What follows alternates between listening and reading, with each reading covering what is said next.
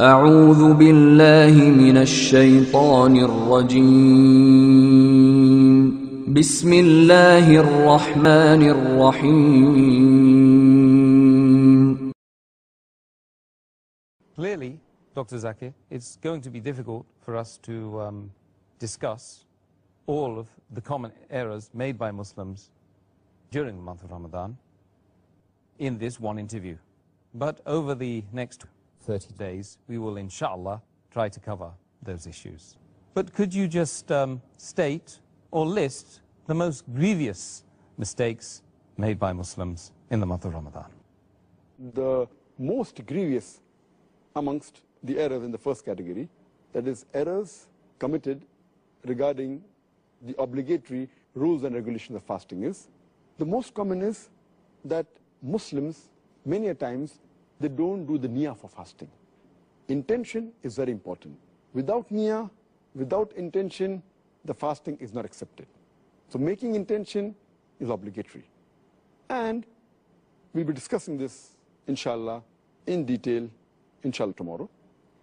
The second error is that many a times Muslims, even after the Fajr Azan has started, yet they continue eating. And they think that the end of suhoor time is only at the end of the Fajr Azan. In fact, the moment the Fajr Azan starts, the moment the beginning of dawn starts, the suhoor time ends. So this is error which normally nullifies or invalidates the fast. The third error in the first category is that many people, they delay paying their zakatul fitr.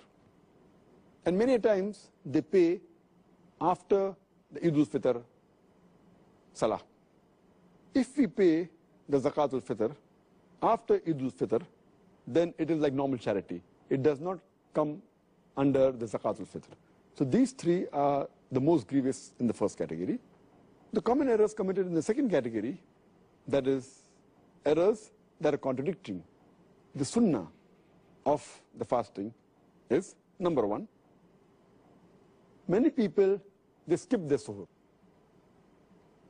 Some people, they have an early suhoor. That is, they have the suhoor 1 or 2 hours before the Fajr time. In fact, suhoor is a blessing. Every Muslim should have it. And the Prophet said, we should delay the suhoor as much as possible. We should have it till just before the Fajr time. The third mistake committed by Muslims in this category is that they delay opening their fast. They delay the iftar.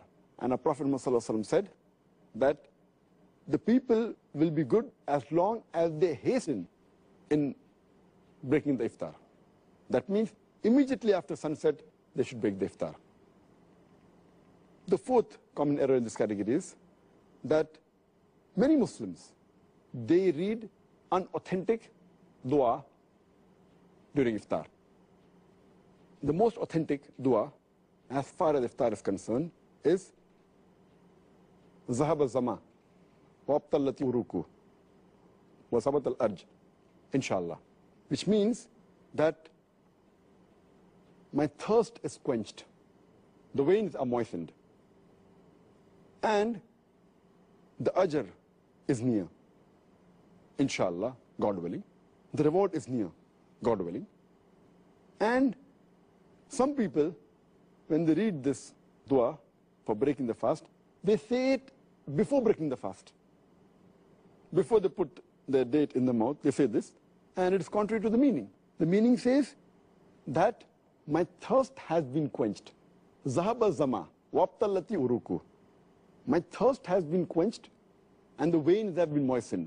Your thirst cannot be quenched before breaking the fast. So normally it should be said, after you eat the khujur, after you have water and you're satisfied, maybe after some minutes, after you break the fast, then you can read this dua. Zahaba zama, wa abtallati uruku, wa sabat al-ajr, inshallah. Which means, my thirst has been quenched. The veins have been moistened. The reward is near, inshallah, God willing. The sixth common error made by Muslims in this category is that many Muslims, they eat excessively during iftar. And many of them even eat throughout the night. The seventh common error is that many of them, they are negligent as far as Tarawih is concerned.